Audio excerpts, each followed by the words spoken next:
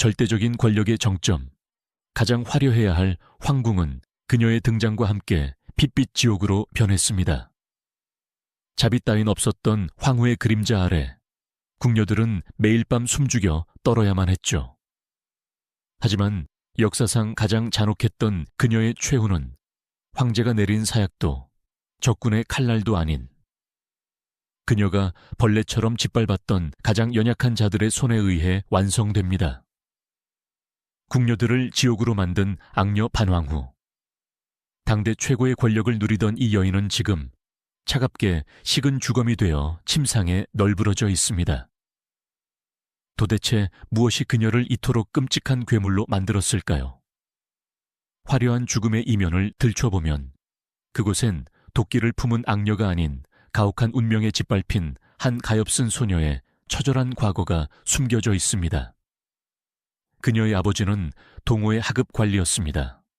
하지만 어느 날 아버지가 중범죄를 저지르고 처형당하면서 반씨 가문은 문자 그대로 공중분해됩니다.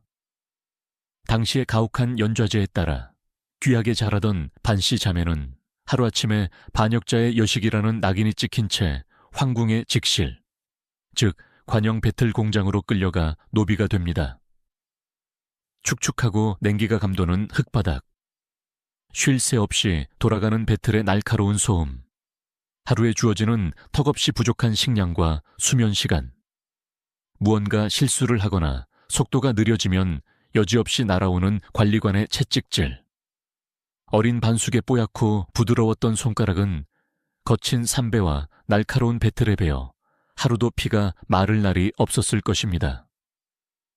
따뜻한 밥을 먹고 부모의 사랑을 받던 소녀가 매일 짐승처럼 두들겨 맞으며 노동을 착취당하는 바닥으로 자유낙하했을 때 겪는 심리적 충격은 뇌 구조 자체를 변화시킵니다. 이 지옥 같은 환경 속에서 살아남기 위해 소녀의 뇌는 스스로 감정의 스위치를 꺼버리기 시작합니다. 타인에 대한 연민, 도덕성, 슬픔 같은 감정은 생존의 방해만 될 뿐이었습니다.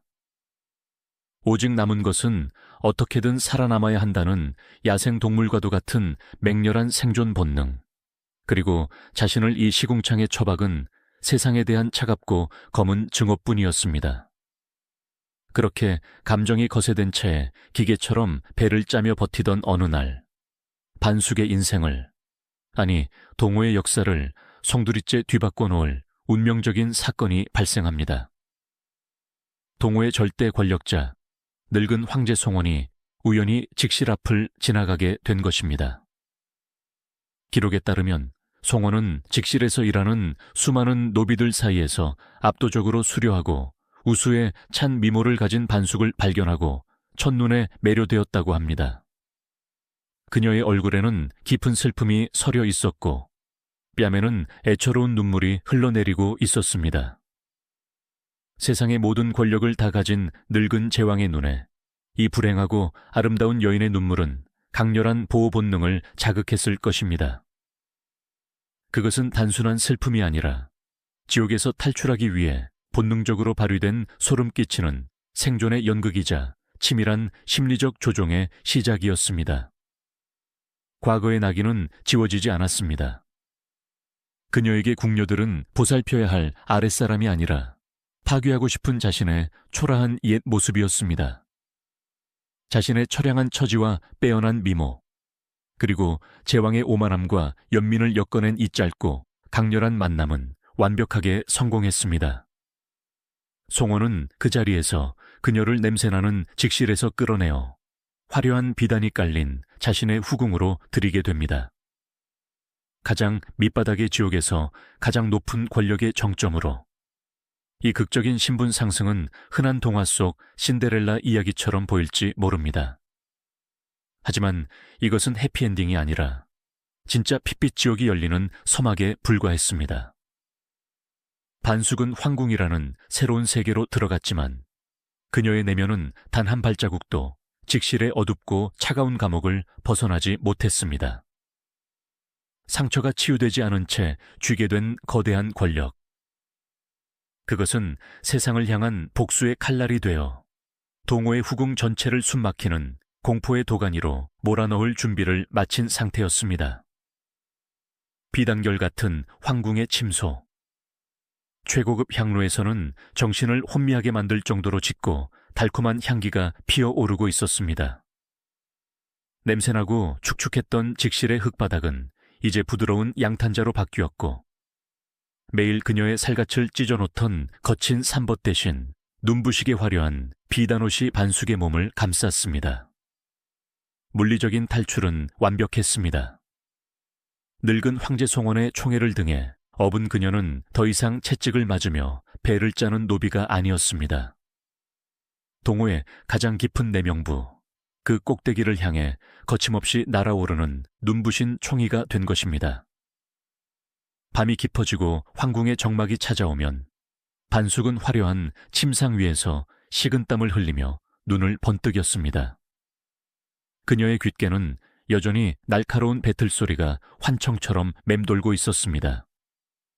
언제 다시 직실의 감옥으로 끌려갈지 모른다는 극도의 불안감. 심리학에서는 이를 과각성 상태라고 부릅니다.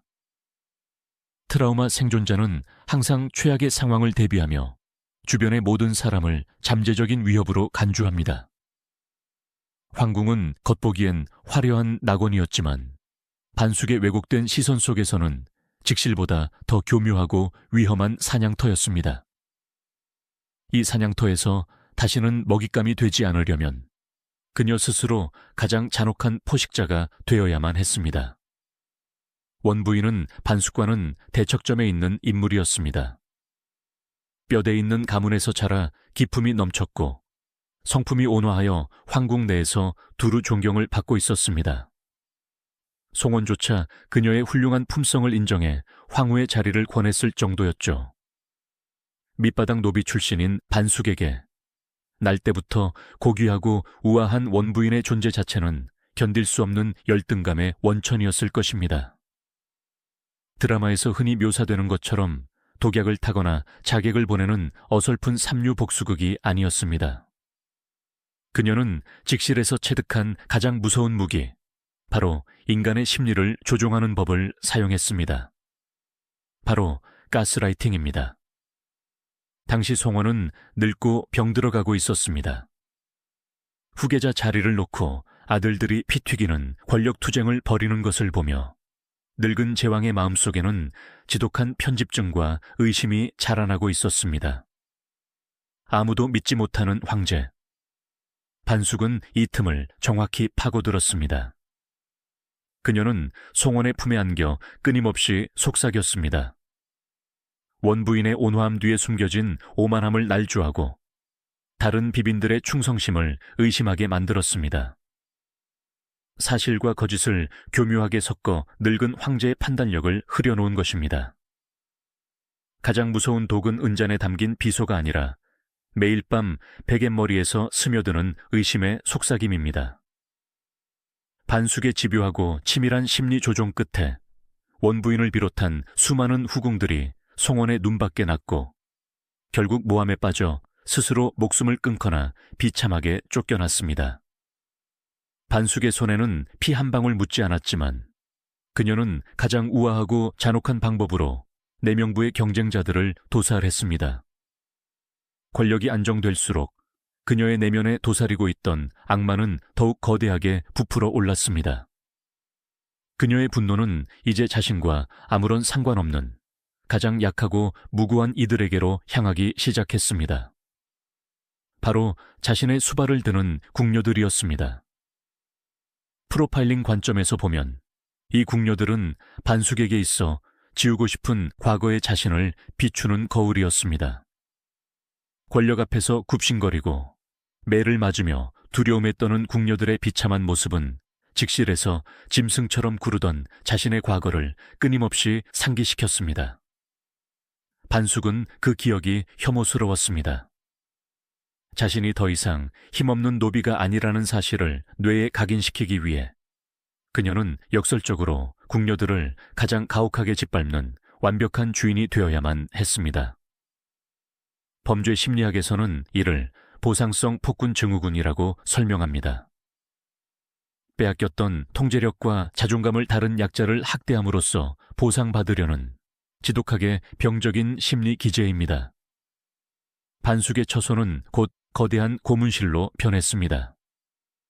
그녀의 폭력은 훈육이나 처벌의 목적이 아니었습니다. 그것은 순수한 심리적 가학성의 발현이었습니다. 궁녀가 빗질을 하다 머리카락 한 올을 떨어뜨렸다는 이유로 반숙은 차가운 눈빛으로 그 궁녀의 옷을 벗기고 살점이 떨어져 나갈 때까지 채찍질을 명했습니다. 찻잔의 온도가 미세하게 식었다는 이유로 뾰족한 바늘로 손톱 밑을 찌르는 형벌을 내렸습니다. 깨진 도자기 파편 위에 무릎을 꿇고 밤을 새우게 하는 일은 일상이었습니다. 그녀는 궁녀들이 물리적인 고통을 느끼는 것을 넘어 영혼까지 완전히 파괴되기를 원했습니다.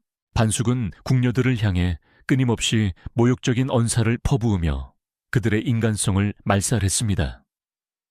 너희는 짐승이다. 내가 살리라 하면 살고 죽으라 하면 죽는 벌레들이다. 이 무자비한 공포정치 속에서 궁녀들은 학습된 무기력 상태에 빠졌습니다. 아무리 발버둥 쳐도 이 지옥을 벗어날 수 없고 내일 당장 숨이 끊어질지도 모른다는 극도의 공포. 궁녀들은 살아 숨쉬고 있었지만 영혼이 빠져나간 유령과도 같았습니다. 눈빛은 초점을 잃었고 반숙의 치맛자락 스치는 소리만 들어도 조건 반사적으로 오줌을 지리는 이들마저 생겨났습니다. 권력을 쥔 생존자가 만들어낸 이 기형적인 지옥은 동호의 어느 곳보다도 끔찍하고 처참했습니다. 직실의 관리관이 육체를 때렸다면 반황후는 육체와 영혼을 동시에 도륙내고 있었습니다. 하지만 반숙은 한 가지 치명적인 사실을 간과하고 있었습니다. 인간을 짐승처럼 짓밟고 공포로 통제하다 보면 언젠가 그 짐승들은 생존을 위해 주인의 목덜미를 물어뜯게 된다는 사실을 말입니다. 늙은 황제 송원의 숨이 하루하루 꺼져가던 그 무렵, 이 질식할 것 같은 지옥의 한가운데서 궁녀들의 눈빛에 서서히 기이한 변화가 일어나기 시작했습니다. 그것은 두려움이 아니었습니다. 그것은 막다른 골목에 몰린 쥐가 고양이를 향해 돌진하기 직전에 서늘하고 핏발선 절망이었습니다.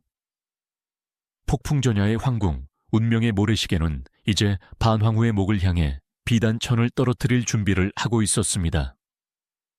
서기 252년 동호의 하늘에는 짙은 먹구름이 드리워져 있었습니다.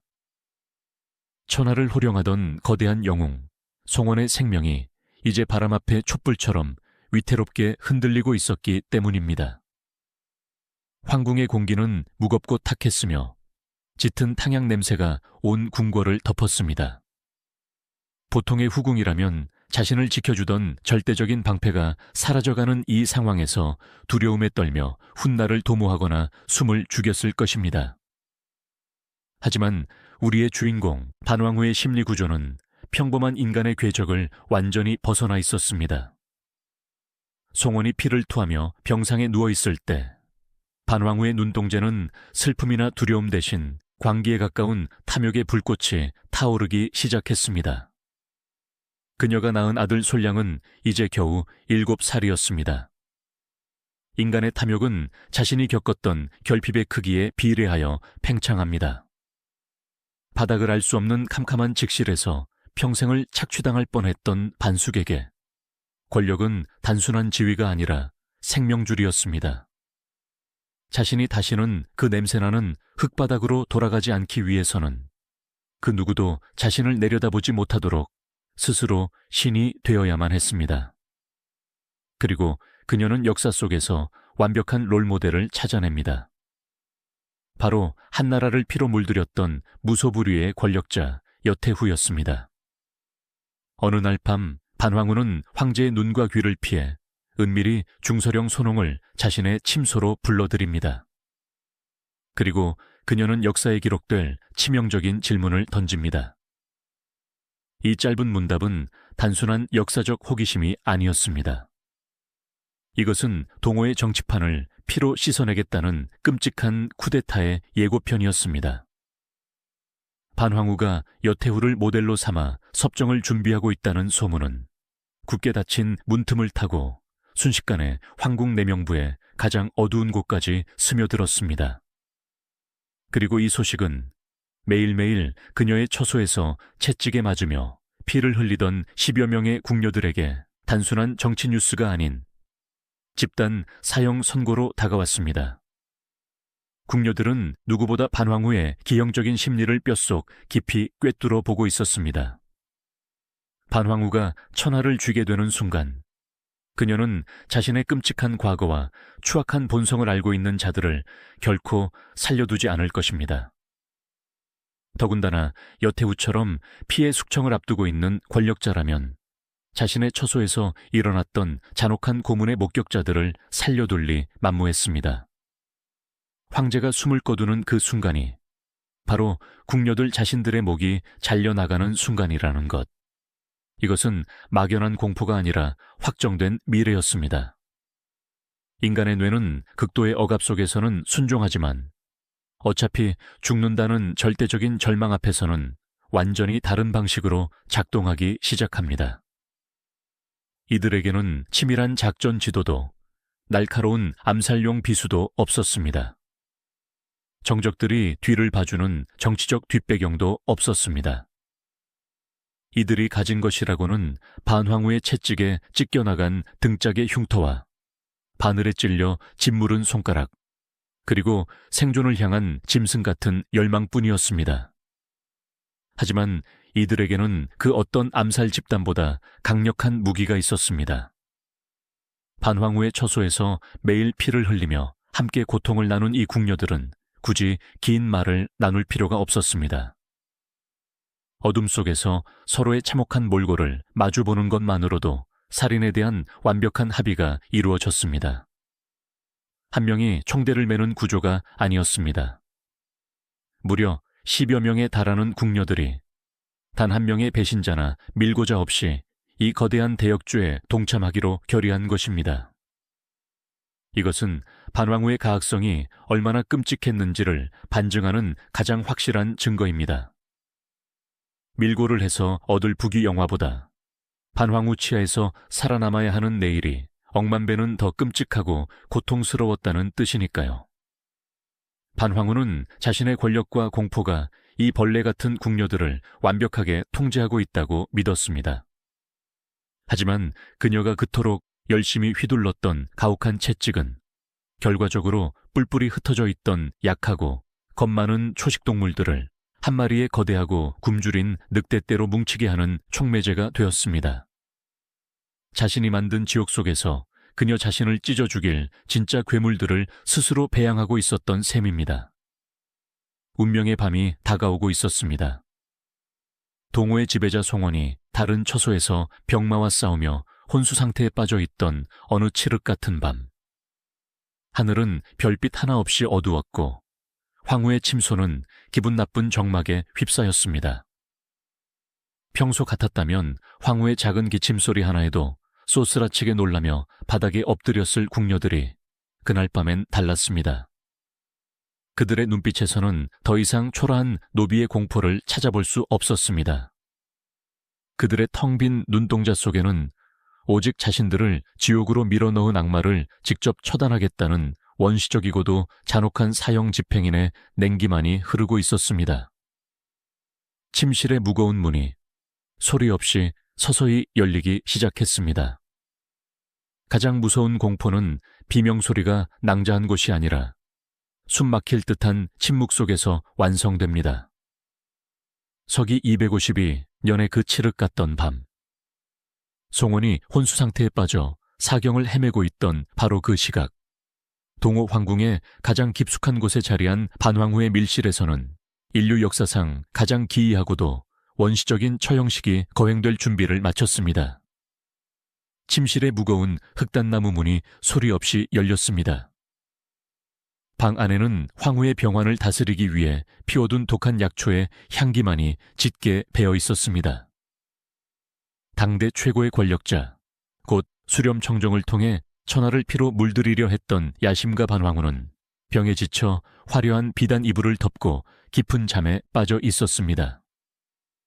수많은 후궁들을 모함으로 죽이고 수백 명의 궁녀들을 짐승처럼 짓밟으며 쌓아 올린 철옹성 같은 권력.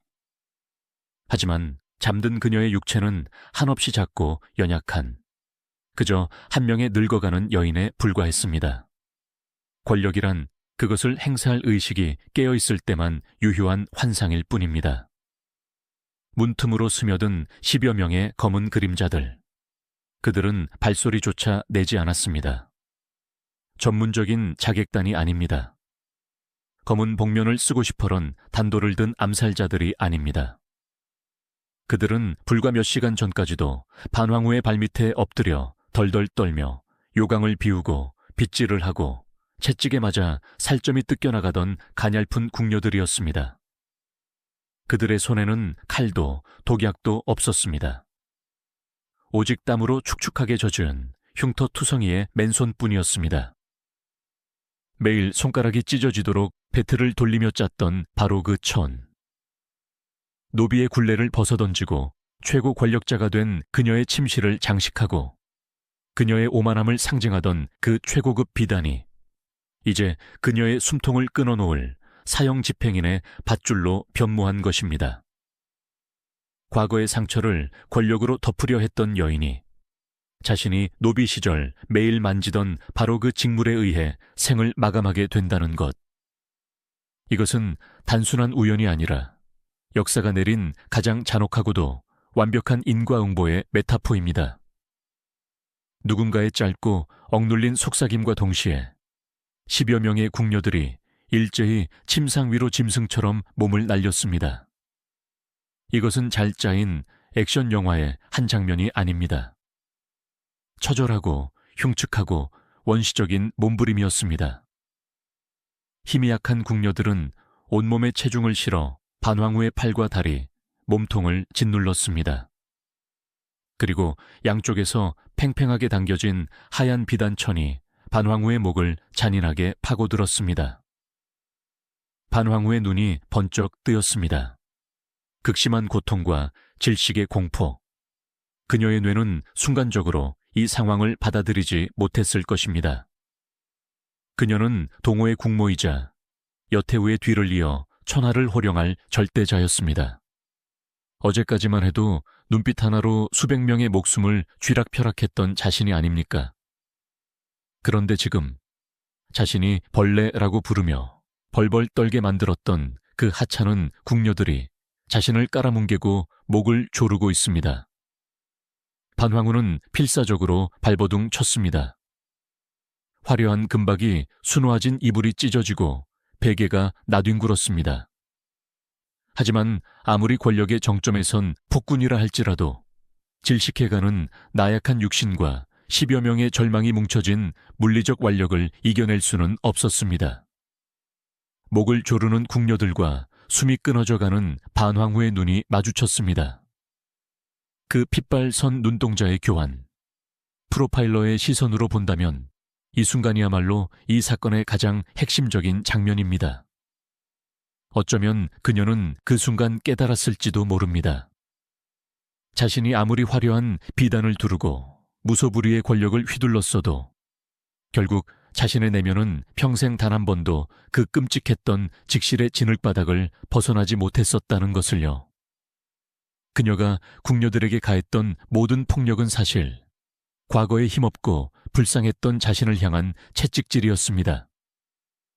그리고 그녀가 심어놓은 그 지독한 공포와 폭력의 씨앗이 자라나 마침내 그녀의 목을 조르는 덩굴이 되어 돌아왔다는 절대적인 진실을 말입니다.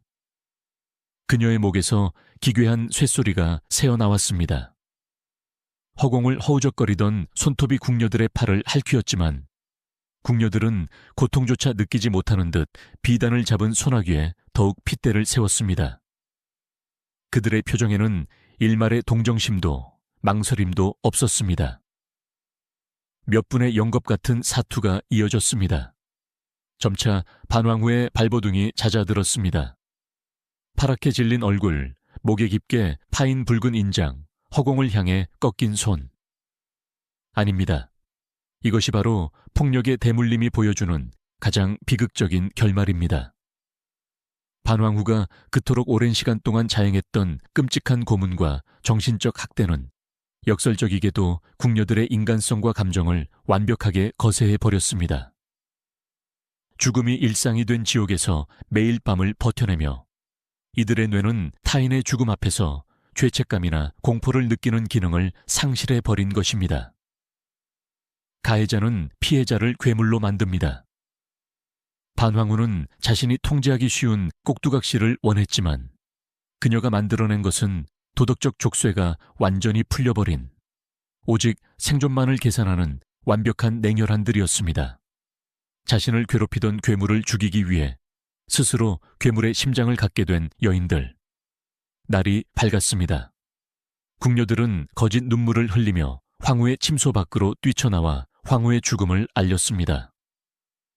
초기 동호의 조정은 발칵 뒤집혔지만 늙고 병든 송원마저 사경을 헤매고 있었기에 이 완벽한 밀실에서의 급사는 한동안 아무도 의심하지 못한 채 완전 범죄로 묻히는 듯했습니다. 권력의 가장 어두운 그림자가 만들어낸 핏빛밤이 그렇게 지나갔습니다. 하지만 세상에 완벽한 비밀은 없는 법입니다. 진실의 꼬리는 아주 작은 예상치 못한 곳에서부터 서서히 잡히기 시작했습니다. 그들의 눈물은 놀랍도록 진실해 보였습니다. 뺨을 타고 흐르는 눈물, 두려움에 사시나무 떨듯 떠는 어깨. 그 모습을 본 황궁의 관리들과 어이들은 초기에는 아무런 의심을 하지 못했습니다. 왜냐하면 반황후가 오랫동안 지병을 앓고 있었다는 사실은 궁궐 내에 공공연한 비밀이었고 늙은 황제 송원마저 병상에 누워 오늘 내일 하는 위태로운 상황이었기 때문입니다. 스트레스와 지병에 의한 급사. 이것은 당시의 열악한 의학 지식으로는 아주 그럴듯하고 완벽한 알리바이였습니다. 궁녀들은 속으로 안도의 한숨을 쉬었을 것입니다. 어젯밤 자신들을 올가매던 지옥의 주인을 자신들의 손으로 직접 처단했습니다. 밤새 덜덜 떨며 피 묻은 손을 씻어내고 현장을 조작했던 그 끔찍한 시간들이 지나고 이제 완벽한 속임수가 통했다고 믿었을 것입니다. 하지만 그들은 권력의 정점에서 수십 년간 수많은 정적들의 피를 보며 살아남은 한 늙은 제왕의 직관을 너무 과소평가했습니다. 총이 반황후의 급사 소식은 곧장 황제의 귀에 들어갔습니다. 송원은 슬픔에 잠겼지만 슬픔보다 앞선 것은 평생을 전장에서 구르고 수많은 암살 위협을 넘겨온 군주 특유의 날카로운 의심이었습니다. 어이들이 황후의 시신을 수습하기 위해 침소에 들어갔습니다. 궁녀들이 아무리 비단옷의 깃을 높이 끌어올려 목을 가렸다고 한들 죽은 자의 육체에 새겨진 폭력의 흔적마저 완벽히 지워낼 수는 없었습니다. 법의학이 존재하지 않던 고대였지만 목이 졸려 죽은 시신의 특징은 숨길 수 없을 만큼 뚜렷합니다. 목을 강하게 압박당할 때 발생하는 안면부의 극심한 우혈, 눈의 결막에 터져버린 미세한 핏줄들, 그리고 무엇보다도 목덜미를 따라 선명하게 파고든 자줏빛 사큰. 질식사 특유의 처참한 시반은 이 죽음이 결코 병사가 아님을 소리 없이 그러나 가장 강력하게 증언하고 있었습니다. 보고를 받은 송원의 병든 두 눈의 섬뜩한 살기가 번뜩였습니다. 황제가 가장 아끼던 황후이자 곧 천하의 국모가 될 여인이 밀실에서 암살당했습니다. 이것은 단순한 살인사건을 넘어 동호 황실의 권위와 황제 자신의 목숨마저 위협하는 거대한 역모로 받아들여졌습니다. 병상에 누운 황제의 입에서 피를 토하듯 서늘한 어명이 떨어졌습니다. 어젯밤 황후의 침소를 지켰던 연들을 단 한 놈도 남김없이 하옥하고 진실을 토해낼 때까지 뼈와 살을 분리하라. 궁녀들은 정치적 이념이나 거대한 대의를 위해 뭉친 투사들이 아니었습니다. 그저 매일 매 맞는 것이 두려웠고 반황후가 섭정을 시작하면 자신들을 다 죽일 것이라는 공포에 짓눌려 우발적이고도 본능적으로 살인을 저지른 상처받고 나약한 여성들에 불과했습니다. 지하 감옥에서의 고문은 반황후가 처소에서 행하던 가학적인 괴롭힘과는 차원이 다른 국가기관의 체계적이고 파괴적인 폭력이었습니다. 궁녀들의 연대는 극심한 육체적 고통과 너희 중 가장 먼저 사실을 털어놓는 자만은 목숨을 살려주겠다 는 수사관들의 전형적인 죄수의 딜레마. 전술 앞에서 모래성처럼 허물어지기 시작했습니다. 공포는 인간의 이성을 마비시킵니다. 어젯밤 침소에서 눈빛만으로 완벽하게 공유했던 살인의 결의는 불에 달군 인두와 뼈를 부러뜨리는 형구 앞에서 처참하게 찢겨 나갔습니다. 누군가 먼저 비명을 지르며 입을 열었습니다. 그리고 그 하나의 균열은 순식간에 걷잡을 수 없는 두 개의 붕괴로 이어졌습니다. 살려주십시오. 우리가 죽였습니다. 우리가 비단으로 마마의 목을 졸랐습니다. 그들의 자백은 정치적 배후를 캐내려던 수사관들을 깊은 당혹감으로 몰아넣었을 것입니다. 그들은 배후에 다른 황자들의 모략이나 권력층의 사주가 있을 것이라 굳게 믿었습니다. 하지만 궁녀들의 입에서 쏟아져 나온 진실은 너무나도 원초적이고 처절한 날 것 그대로의 생존 투쟁기였습니다. 하지만 250이 년의 동호, 권력이 곧 법이던 시대에 약자들의 심리적 상처나 정당 방위 따위는 아무런 의미가 없었습니다. 송원에게 반황후가 궁녀들을 어떻게 괴롭혔는지는 중요하지 않았습니다. 황제가 노비 출신의 반숙을 사랑했던 방식 역시 정상적인 사랑이라기보다는 자신의 통제에 둘 수 있는 예쁜 소유물에 대한 애착에 가까웠을 것입니다. 황제의 눈의 궁녀들은 주인의 은혜를 잊고 감히 국모의 목을 조른 능지처참을 당해 마땅한 미천한 버러지들에 불과했습니다. 반황후가 지배하던 지옥에서 벗어나기 위해 스스로 괴물이 되는 길을 선택했지만 그들이 결국 도달한 곳은 또 다른 권력자가 만들어 놓은 사형장이었습니다. 비단천으로 악마의 숨통을 끊어내던 그 순간 느꼈을 짧은 해방감의 대가는 너무나도 참혹한 육신의 파멸이었습니다. 자신들을 괴롭히던 권력자를 죽였음에도 불구하고 결국 더 거대한 권력의 폭력 앞에 으깨져 버린 힘없는 자들의 최후. 이것은 반황후라는 개인이 가진 가학성의 문제를 넘어 당시의 봉건적 신분 사회가 얼마나 폭력적인 방식으로 약자들을 소모하고 버렸는지를 극명하게 보여주는 장면입니다. 반황후의 시신은 황실의 격식에 맞게 화려하게 염습되어 장례를 치렀습니다. 역사는 그녀를 비운에 암살당한 황후로 기록했고 가해자인 궁녀들은 그 이름조차 남기지 못한 채 천인공노할 반역자들로 역사책의 좁은 구석에 피비린내 나는 흔적만을 남겼습니다. 반황후가 살해당하고 궁녀들이 처형당한 지 불과 2달 뒤 반황후의 죽음으로 인한 충격과 깊어가는 병마를 이기지 못한 동호의 초대 황제 송원마저 71세의 나이로 세상을 떠나고 맙니다. 권력을 위해 끊임없이 주변을 의심하고 피를 흘렸던 늙은 제왕. 자신의 과거 상처를 보상받기 위해 후궁을 지옥으로 만들었던 악독한 황후. 그리고 생존을 위해 살인마가 되어야 했던 불쌍한 노비들. 그 누구도 승리하지 못한 완전하고도 파괴적인 파멸이었습니다. 그녀가 자신의 목숨을 걸어가면서까지 황태자로 만들었던 7살짜리 어린 아들. 솔량은 이제 아무런 보호막 없이 권력의 한복판에 덩그러니 남겨지게 된 것입니다. 어머니 반황후의 탐욕과 잔혹함이 만들어낸 피바람은 이제 고스란히 이 어린 아들의 목을 옥죄는 거대한 저주가 되어 돌아올 준비를 하고 있었습니다. 권력이란 참으로 잔인한 유산입니다. 상처받은 자가 휘두른 권력의 칼날은 결국 자신을 베고 나아가 자신이 가장 사랑했던 핏줄마저 가장 끔찍한 비극의 소용돌이 속으로 밀어넣게 됩니다. 동호의 역사는 이제 반황후가 남긴 핏빛 유산을 이어받아 더 깊고 어두운 파멸의 심연으로 빠져들게 됩니다.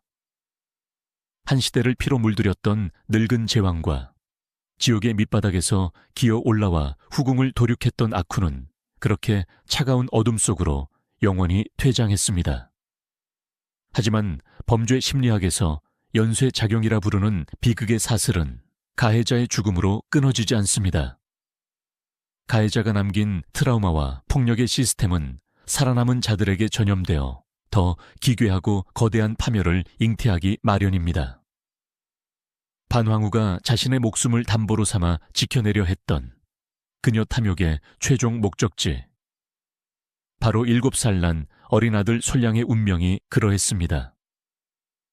호령하며 아들을 지키려 했지만 결과적으로 어린 아들을 가장 잔혹한 정치판의 한가운데에 무방비 상태로 내던져버린 꼴이 되었습니다. 7살 소년 황제 솔량. 그는 황제라는 칭호만 달았을 뿐 사실상 동호 제일의 권력자였던 제갈각, 손준, 손침 같은 잔혹한 권신들의 볼모나 다름없었습니다. 어머니 반황후가 자신의 콤플렉스를 감추기 위해 후궁들을 고문하고 죽였듯이 이제 황궁의 조정은 권신들이 자신의 권력을 증명하기 위해 서로의 목을 베는 거대한 도살장으로 변모했습니다. 반황후가 처소에서 만들어냈던 공포정치의 시스템이 국가 단위로 확장된 것입니다. 가장 먼저 권력을 잡은 태부 제갈각은 오만방자함의 끝을 달리다 연회장에서 다른 권신 손준의 칼에 난도질을 당해 죽습니다. 시신은 갈대자리로 대충 말려 버려졌습니다. 그 뒤를 이은 손준 역시 무자비한 피해 숙청을 감행하며 조정을 쑥대밭으로 만들다 병사하고 그의 사촌 동생 손침이 권력을 이어받아 반대파의 일가족을 몰살시키는 참극을 매일같이 벌였습니다. 이 모든 끔찍한 살육의 현장을 옥좌에 앉은 어린 소년 솔량은 두 눈을 뜬 채 지켜봐야만 했습니다. 폭력적이고 예측 불가능한 부모 혹은 살얼음판 같은 환경에서 자란 아이들은 본능적으로 타인의 거짓말을 간파하고 상황을 분석하는 기형적인 통찰력을 갖게 됩니다. 살아남기 위해 인간의 악의를 너무 일찍 깨우치는 것이죠. 어머니 반황후가 궁녀들을 어떻게 짓밟았는지 곁에서 지켜봤고 아버지가 대신들을 어떻게 처형했는지 보며 자란 데다 옥좌 앞에서는 권신들이 서로를 난도질하는 꼴을 매일같이 목도했던 솔량. 그는 바보가 아니었습니다. 오히려 그는 역사에 기록될 만큼 비상하고 예리한 천재성을 가진 소년이었습니다. 정사인 삼국지 5서에는 솔량의 날카로운 심리 분석 능력을 보여주는 소름 돋는 일화가 하나 숨겨져 있습니다. 대중에게는 잘 알려지지 않았지만 이 소년이 얼마나 인간의 악의를 꿰뚫고 있었는지 증명하는 사건입니다. 솔량이 생매를 먹기 위해 환관에게 창고에서 꿀을 가져오라 명했습니다. 그런데 환관이 가져온 꿀 그릇 안에는 끔찍하게도 쥐똥이 빠져 있었습니다. 환관은 엎드려 울며 창고를 관리하는 관리가 꿀을 제대로 보관하지 않아 쥐똥이 들어간 것이라며 그를 사형에 처해야 한다고 고했습니다. 창고 관리인은 불려 와 피눈물을 흘리며 억울함을 호소했습니다. 두 사람의 주장이 팽팽하게 엇갈리는 상황. 보통의 어린아이였다면 화를 내며 두 사람 모두를 처벌하거나 가까운 환관의 말을 믿었을 것입니다. 하지만 솔량은 차가운 눈빛으로 꿀 속에 빠진 쥐똥을 건져 올리라 명했습니다. 그리고 쥐똥을 반으로 가르게 했습니다. 쥐똥의 겉은 꿀에 젖어 축축하지만 안은 바싹 말라 있구나. 만약 쥐똥이 창고에서부터 꿀 속에 빠져 있었다면 속까지 꿀이 스며들어 젖어 있어야 마땅하다. 아니 말라 있다는 것은 꿀 그릇을 들고 오던 도중에 누군가 고의로 쥐똥을 집어넣었다는 명백한 증거다. 환관은 그 자리에서 사색이 되어 엎드렸고 결국 자신이 창고 관리인과 원한이 있어 그를 죽이기 위해 꿀에 쥐똥을 넣었다는 사실을 자백했습니다. 겨우 10살 남짓한 아이가 타인의 악의와 날조를 그토록 예리하게 파악하고 물증을 해부하여 진실을 밝혀내야만 했던 현실. 솔량은 누구도 믿을 수 없었습니다. 자신에게 웃으며 꿀을 바치는 환관조차 언제 자신의 목에 칼을 꽂거나 독을 탈지 모른다는 극도의 불안감. 어머니 반황후가 직실에서 노비로 구르며 체득했던 과각성 상태와 타인에 대한 병적인 불신이 유전인자처럼 어린 아들의 뇌수 깊숙이 대물림된 것입니다. 반황후가 그토록 벗어나고자 했던 공포의 감옥에 정작 자신이 목숨을 걸고 황제로 만든 아들이 영원히 갇혀버린 비극입니다. 총명했던 소녀는 더 이상 권신들의 꼭두각시로 숨죽여 살기를 거부했습니다. 그의 내면에는 어머니 반황후로부터 물려받은 서늘한 결단력과 아버지 송원의 피에 흐르는 제왕의 자존심이 끓어오르고 있었습니다. 그의 눈앞에는 어머니의 침소를 지옥으로 만들었던 권력의 속성이 이제 조정을 쑥대밭으로 만들고 있는 권신 손침의 모습으로 아른거렸습니다. 솔량은 더 이상 당하고만 있지 않겠다고 결심합니다. 그는 자신을 지키기 위해 역으로 호랑이의 목을 물어뜯기로 작정합니다. 솔량은 누나인 전공주, 황문시랑 전황, 장군 유승 등과 은밀히 밀맹을 맺고 동호를 피로 물들인 독재자 손침을 암살할 치밀한 쿠데타를 계획합니다. 어머니가 궁녀들을 압박하다 밀실 살인을 당했듯 이번에는 솔량이 절대 권력자 손침을 밀실에서 도륙내려 한 것입니다. 하지만 운명은, 아니 권력이라는 이름의 괴물은 반황후의 핏줄에게 결코 호락호락하지 않았습니다. 어머니 반황후가 10여 명의 궁녀들이 만든 절망의 연대를 얕보다가 목숨을 잃었다면 아들 솔량은 인간의 비열한 배신을 예측하지 못해 파멸합니다. 거사를 일으키기 직전 솔량의 계획은 내부 고발자의 밀고로 인해 낱낱이 손침의 귀에 들어가고 맙니다. 권력의 단맛에 취해 있던 배신자가 황제를 팔아넘긴 것입니다. 분노한 권신 손침은 즉각 군대를 동원해 황궁을 완벽하게 포위했습니다. 솔량과 뜻을 함께했던 충신들은 그 자리에서 일가족이 도륙당했습니다. 군사들이 황제의 침소를 부수고 들어오던 날 밤, 솔량은 무너져 내리는 황궁의 기둥을 부여잡고 피눈물을 흘렸을 것입니다. 어머니가 만들어준 화려한 비단 이불 속에서 즉위했던 소년 황제는 그 비단 이불이 어머니의 목을 조르는 흉기가 되었던 것처럼 결국 그 황좌의 무게에 짓눌려 모든 것을 잃게 되었습니다. 손침은 즉각 조서를 날조하여 총명하고 굳건했던 젊은 황제 솔량을 미치광이 홍운으로 둔갑시켰습니다. 어머니 반황후가 다른 후궁들을 가스라이팅하고 모함하여 쫓아냈던 바로 그 수법이 고스란히 부메랑이 되어 아들 솔량의 등 뒤에 꽂히는 순간이었습니다. 반황후가 시작한 조작과 날조의 정치가 완벽한 데칼코마니가 되어 그녀의 아들을 난도질한 것입니다. 황포가 벗겨지고 옥새를 빼앗긴 18살의 청년. 솔량은 눈물조차 말라붙은 텅 빈 눈동자로 황궁에서 쫓겨났습니다. 그가 태어났고 그의 어머니가 죽었으며 그가 평생을 공포와 투쟁 속에 살아야 했던 건업에 화려한 궁궐이 멀어지는 모습을 보며 그는 무슨 생각을 했을까요? 하지만 잔혹한 정치판에서 폐위된 군주에게 주어지는 마지막 자비란 존재하지 않습니다. 손침을 비롯한 권신들은 똑똑하고 복수심에 불타는 솔량이 살아있는 것 자체를 가장 큰 위협으로 여겼습니다. 황궁에서 쫓겨나 회계로 향하는 유백일. 적막한 마차 안에서 솔량은 갑작스럽게 피를 토하며 쓰러집니다. 그의 나이 불과 18세.